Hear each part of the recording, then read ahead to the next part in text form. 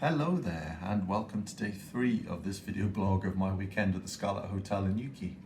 Well, as you can probably see on the bed behind me here, I have a lot of stuff left to pack. As I say, I woke up probably about an hour ago, having had a very nice night's sleep. I was actually woken up by my alarm for a change, which is quite nice. And yeah, then the realization hit me that it is in fact my last morning here, and I'm going to be genuinely very sad about that. Because as I've come to experience in the last few days, the Scarlet Hotel is a wonderful place to be, and if I had 300 or 400 or 500 pound a night or whatever it is to stay here, then I definitely would, but I don't, so I've got to get going. You might be able to see in the background just a little bit, the weather outside isn't too bad. It's a bit windy, but it's not raining. The sky is a little bit cloudy, but it is clearing up just a little bit. So I think it might actually be a nice day for me to perhaps pop into Newquay on the way back. Who knows? That said, I do have a lot of stuff to do before I get out of here and before I get to Newquay. As you say, I've got a lot of stuff to pack and I've got to have breakfast in about 15 minutes. So I'm going to catch you later.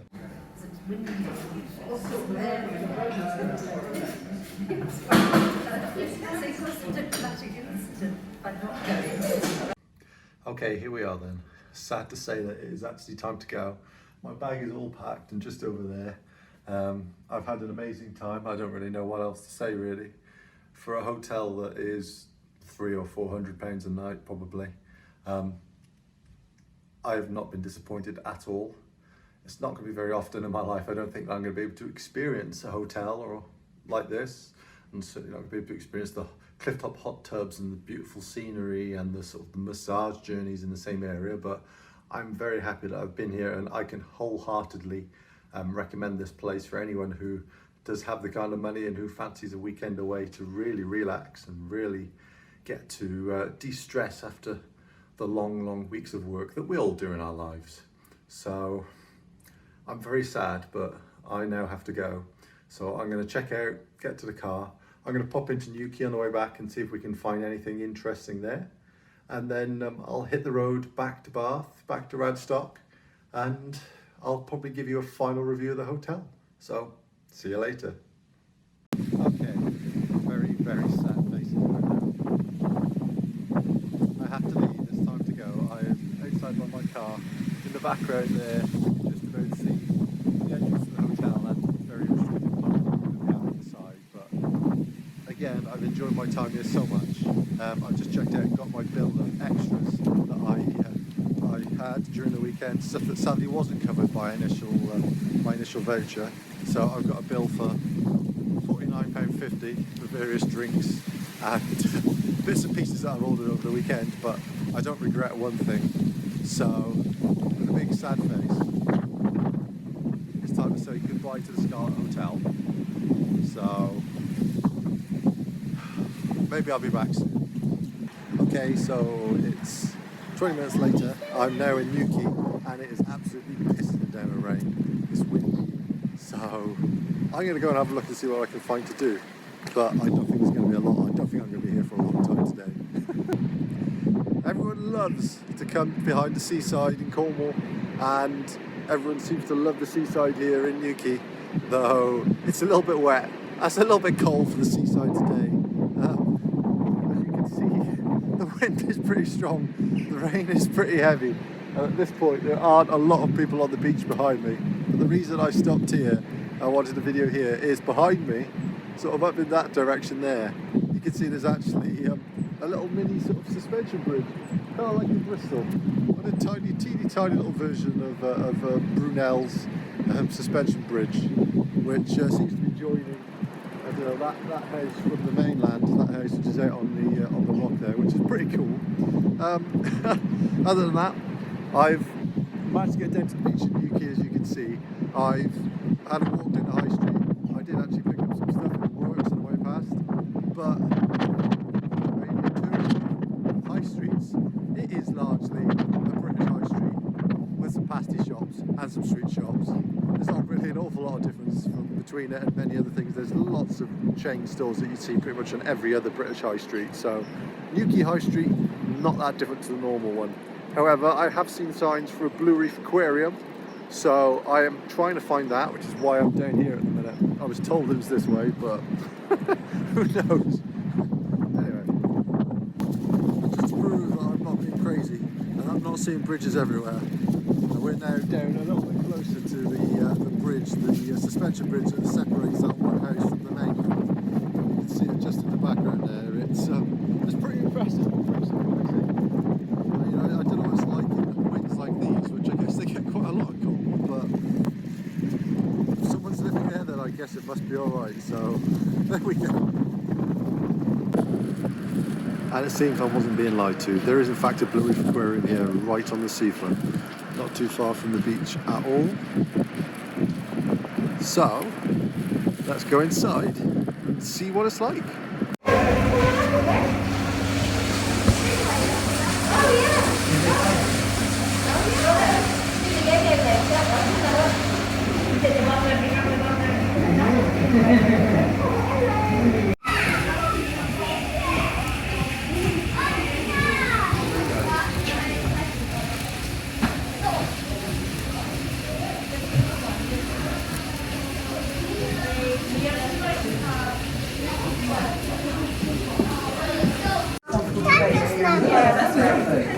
So that you can actually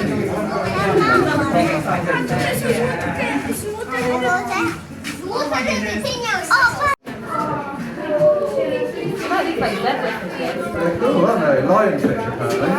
Yeah. Like we're saying, we're going to make a gun and film. Yeah. We dropped some pen on the stand.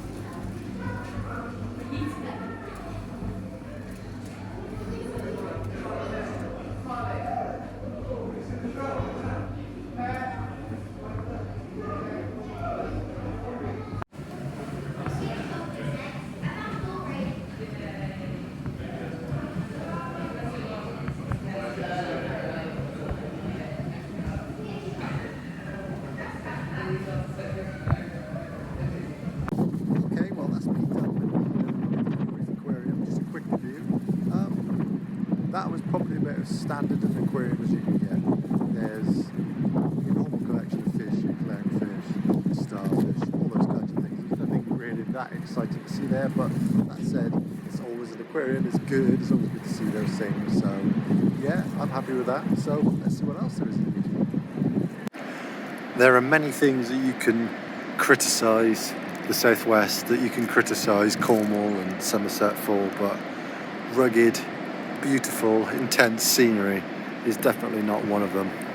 The weather may be bad, the winds may be strong, the population may be a bit sparse at times, but you cannot criticise that view. You can't criticise that. It is just without reproach. Okay, so I'm back in the car. I finally managed to get in out of the wind and out of the rain. And I must say, actually, after being a little bit underwhelmed when I got here, Newquay's actually quite nice. It's got a nice long high street that sort of stretches for a fair while. And whilst some of the shops are what you'd probably expect on a traditional British high street, so places like WH Smith and convenience stores and sort of coffee chains and all that kind of stuff, there are actually a lot of small independent stores and obviously pasty shops being Cornwall. So yeah, it is actually quite nice. And during the summer, I could probably see it being quite a nice place to visit. Obviously, I showed you some videos of the bay a little bit earlier on, which is absolutely gorgeous, and as I say, will probably be a lot nicer in the sun. Now, so yeah, I mean, I'm quite happy. I mean, I quite like Newquay. I'd recommend coming down here. If you are in the area, then by all means pop in, especially if the weather is a little bit nicer. As we've already seen, they've got the aquarium, the Blue Reef Aquarium, which again is yeah, really quite nice, although it is a little bit standard as well. There's no getting away from that. It is a pretty bog standard aquarium as aquariums go, but there we go. So anyway, I'm in out of the rain, I'm in out of the wind, and that means it's time to drive back, sadly. So I've got, I don't know, maybe 3.5 hours to get back. It's about 12:30 now, so let's say 4 o'clock, 4:30 I'll get back, depending on how things go traffic wise. So I've had my pasty to fill me up, ready to go. I've got my bottle of Pepsi Max to keep me going, so hopefully I don't need to stop, and hopefully I'll see you in about 4 hours time. Okay, well, it's 3:30 now, just gone, and I've got back from the hotel, from Newquay, and despite some pretty awful weather and some flooding along the route in a couple of places, which obviously slowed me down a little bit, but it did also give me the opportunity to have a good laugh, because there was the sight of people who own 4x4s turning around away from flooding that me and my Ford Focus estate was able to get through quite easily. And yeah, I don't think people really realise just how high off the ground their 4x4s often are. Anyway, that aside, I've had a good chance to really think about the hotel and decide really what's good about it, what's bad about it, and what's sort of ugly about it. So I'll give you my thoughts. First of all, the good. I have to say that on the balance of it, I think that the location of the hotel, sort of at a bay just north of Newquay, is possibly the best part of it. Now, I know you'll probably be watching thinking, but didn't you just complain about having to drive 3 hours there and 3 hours back? Didn't you complain that it was in the middle of nowhere and it's quite difficult to get to? Well, yes, I did, but at the same time, it's that sense of remoteness that does make it what it is. I mean, I took a book, I took my walking shoes, I took my fitness tracker. Basically, when I was planning on going down for this weekend, I thought, well, you know, I'll do breakfast in the morning, I'll go out in the afternoon, and then come back for my treatments in the sort of mid-afternoon. And then in the evening, I'll have some food and I'll go to the library and I'll read and whatever. But it just didn't work out that way, because the place is so relaxing. The fact that it's in the middle of nowhere means that there is nothing to distract you. There's nothing there to stop you feeling calm, nothing that makes you want to leave the hotel. I mean, the hotel's literally, 20 yards from a coastal path, and from there you can walk down into the bay. But despite considering it once or twice, I really didn't want to in the end. My walking shoes stayed firmly in the hotel room, and my book, which I was planning on reading in the library, stayed very firmly in my room. So the location, I think, is brilliant. I think it makes the place, the fact that the hotel is kind of built into the hillside and overlooks the sea, is absolutely amazing. And the sound of the sort of wind and the sea air and sort of the waves crashing against the shore in the morning is unbelievably relaxing. So location, big plus. Secondly then, the facilities and the whole kind of eco sort of saving sort of policies that the hotel follow. Again, I'm very happy with those. I mean, in terms of facilities, I mean, bear in mind that I am not someone who goes to spas a lot. This is the first time that I've been to a spa resort of any kind, and I was very pleasantly surprised. I was a little bit unsure about what to expect. I mean, okay, well, you see something like, indoor swimming pool on the website, then you know what you're going to get.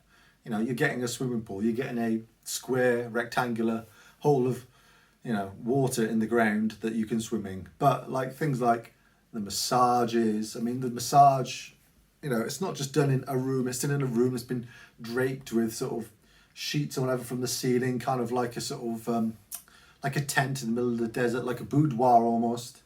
And it's just little touches like that.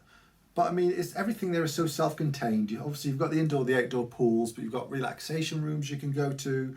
You've got obviously the change rooms to go with that. You've got restaurants. You've got the bar. You've got, you know, gardens you can go and walk in if you really want to. You just don't need to go anywhere else. And okay, there's not an awful lot nearby, but at the same token, you know, you don't actually need to leave the hotel. So by having all the facilities there, it just means that you can focus completely on relaxing and enjoying yourself, and there's just no need to sort of do anything other than think of nothing in particular, which is fantastic. And the whole eco hotel thing, the whole, you know, protecting the environment, it has obviously been thought through so well.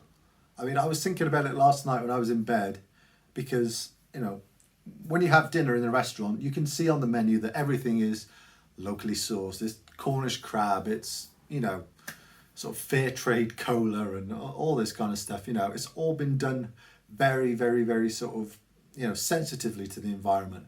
And I was thinking, like, what one thing is there in this hotel where I'd say, actually, that's not particularly good for the environment? And you know what? I couldn't come up with anything. When I went to get a pen earlier on from reception to try and, you know, fill out like the sort of questionnaire they give you about, you know, how well we've done and what could we improve and all that kind of stuff. And as I was walking down the stairs back to my room with this pen, I thought, that's interesting. They've given me a cheap plastic pen. That doesn't seem very environmentally friendly. And I looked at the pen and it had biodegradable on it. You know, even, you know, the multi-pack of, you know, Scarlet Hotel cheap, you know, disposable almost pens that they can give out and that they use around site, even those have been sort of picked to be biodegradable, even those have been picked to be environmentally friendly. There is just nothing there, nothing whatsoever that has not been done with the environment in mind, which is unbelievable. And I don't know what to say. I wish I had such attention to detail.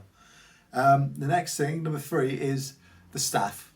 Now, I was thinking about this again last night when I was in bed, thinking about what it was going to be like when I came home today and what my review was going to be. And I don't think that there is any one moment that I've been at the hotel where I've gone to see a member of staff, I've asked a member of staff for something. There's not been one moment where I've felt like that I'm imposing on them. They were absolutely so helpful. They're just top notch in every stretch of the imagination. You go and ask them for anything, and it was never an inconvenience.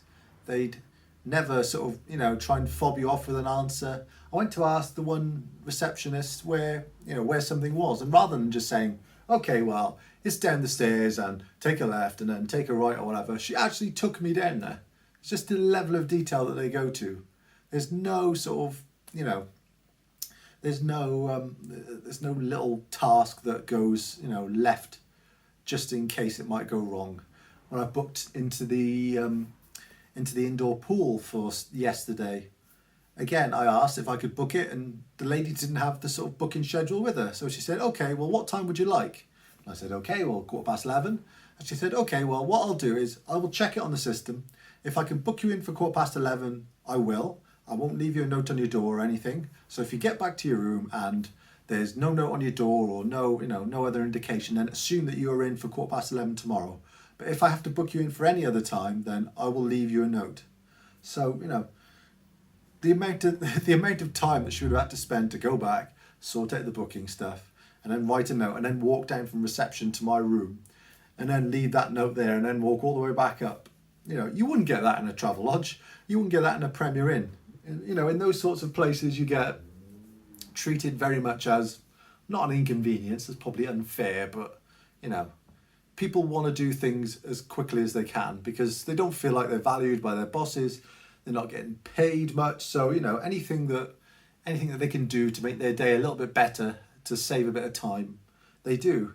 But that is definitely not the case at the Scarlet Hotel. They were top notch all the way through. And that goes from, you know, the people on reception to the people serving you in the restaurant, people who are bringing you room service, all absolutely fantastic. I can't talk any more highly of them. And finally, for good things, I have to say the food. Now, I like to eat food, don't get me wrong. I mean, I've been a lot heavier than I am now, but I tend to like the wrong type of food. You know, the sweet foods, the chocolates, the crisps, the rubbish that helps you put weight on. And okay, well, that's just part of who I am. But I've never, I don't think ever, had the chance to sample food which was so tasty, so fresh, so sort of just well sourced and well cooked and is sort of impeccably presented as well. I mean, it's incredible the things that I've had over the last 2 days. You know, there are things I've never had before that I've had in the last 2 days. Not because, you know, I don't go out to the supermarket and buy them, but because they just don't sell them in the local supermarkets around here, and they don't sell them in Newport in the supermarkets there either. You know, for example, on Friday night when I had dinner there for the first night, I had a ham hock, okay, not a known ham hock, but with quail's egg on it. I mean, who the hell has quail's egg around here? I don't even know what a quail looks like, to quote the Wedding Crashers. So, you know, there's just so many opportunities to have things, to try and experiment with foods that were, you know, outside of my comfort zone, outside of what I've had before. There's a chance to really expand my culinary experience beyond the usual, you know, whatever, fish and chips or whatever I'd eat on a weekday anyway, you know, spag bol or something. So with it all being locally sourced, as I said earlier on, you know, the Cornish crab and, you know, like cola from Sierra Leone that's, you know, responsibly sourced rather than Coca-Cola, and, you know, local foods and local drinks, and the cider was from Cornwall, all that kind of stuff. It just means that it makes a difference. It makes a difference when you're enjoying your food. There's a difference between liking food and enjoying your food. And I was really enjoying my food that day. Right, okay, now on to the bad things. And this was probably the most difficult one for me to think about when I was thinking of good, bad and ugly. The only bad thing that I can think of, and it's kind of not a very good bad thing, I'll be honest, because at the end of the day, it's also a good thing, and that is the location. Now, okay, you may be thinking, well, you just said the location's a good thing. You just said that it being in the middle of nowhere with nothing to distract you is a really good thing, because it means that you can just relax. And I did, and you're right, and I am contradicting myself a little bit here, but it is also a bad thing because it is a little bit difficult to get to. The road to the hotel is very narrow, and the chances are that you will have to like park up on one side while someone comes past the other way. But if you're at this hotel for more than, say, I don't know, 2 or 3 days like I was probably the perfect amount of time, because you can relax, you can think, you can sort of sit around and do nothing. But if you're anything like me, then anything longer than 3 or 4 days, you're probably going to want to go somewhere. And if you do want to go somewhere, then you're going to have nothing to do. I mean, you can walk down to the bay, don't get me wrong, and there is, you know, a fish and chip shop, there's a couple surf shops, there's a few houses, but if you want to do anything other than that, if you want to go any further than that, then you are going to have to drive. And driving in that area is an adventure, to say the least. The roads are okay, but much like in many hilly places, and the area is very hilly, you're kind of going back and forth on yourself while you're climbing up hills. So it's lots of bends where you have to be very careful with your lane discipline. And it's just, in conditions like it is today in particular, it's not necessarily a very enjoyable drive. But if you're happy there for a weekend, then it's a good thing. If you're there for a bit longer, then that sort of isolation means that there's probably not going to be a lot for you to do. I mean, you can go walk, but if you're not really into your walking, then there's not really a lot for you. Okay, finally then, into the ugly.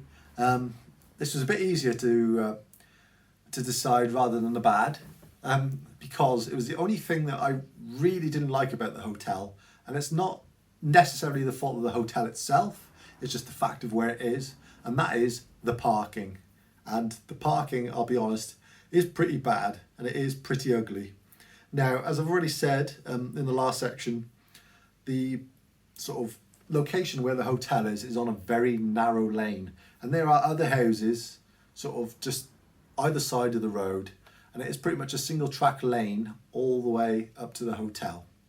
So space is at a premium. Obviously the hotel's kind of built into the hillside overlooking the sea, so it's difficult to, you know, for them to do anything more than it. But essentially the entrance to the hotel is kind of down a little hill, which is a sort of 90-degree right hand bend, and you can kind of park on the left as you start going down that hill. There's like a row of cars you can get on along the left hand side there, and then down at the bottom you can sort of go underneath the hotel, and there's like a very small courtyard. So there's probably, I don't know, maybe 25 parking spaces for the hotel, and you know, there's probably 20 rooms, and that's not including staff and sort of, you know, people making deliveries and all that kind of stuff. So parking there is, if I'm honest, atrocious. When I first got there, I was expecting to get there and sort of find you know, someone there to park my car for me and take the bags away and all that kind of stuff, but there wasn't, which, okay, fair enough. But I couldn't actually find a space in the parking lot, so I had to reverse back up through the car park. And bearing in mind, like I've said before, these weren't cheap of the cars that were there either. This is your, you know, your big BMWs, your big Audis, your big Mercedes, you know, 4x4s. These are very expensive cars, and I'm there in my Ford Focus sort of reversing uphill, reversing around the corner blindly onto a single lane track, which really wasn't a pleasurable experience. And what I ended up doing was kind of reversing back up, back out onto the single track, driving past the hotel, sort of having to turn around, go back past the hotel almost to where I turned back onto the lane, and then do another sort of 180-degree turn, and then go back to the hotel and essentially wait for someone for a few minutes to leave so that I could park in their space, which was again a bit of a tight fit, kind of in the sort of far corner as you start going into the place. So it was definitely ugly. It was a bit of a nightmare, if I'm honest. But beyond that, I can only say that the Scarlet Hotel is an absolutely amazing place to visit. As I said, don't get me wrong, I am, you know, very much coming from the position of never having done a spa day before. So perhaps you'll say, well, you know, some of these things sound pretty bad actually, and I can go to XYZ place that doesn't have these issues. But honestly, if you have the money, if you want to spend £300 a night and you want to go to somewhere where you are going to be isolated from the world, but with Wi-Fi, then I can heartily recommend the Scarlet Hotel in terms of service, in terms of facilities, and in terms of food, because it is an absolutely wonderful place. So next time you're thinking, I'm too stressed at work, I need to get away for the weekend, I want to take the missus away somewhere, really, you should consider it. But yeah, okay, well that's my review anyway. So thank you very much for watching if you have been, and I'll see you in the next video.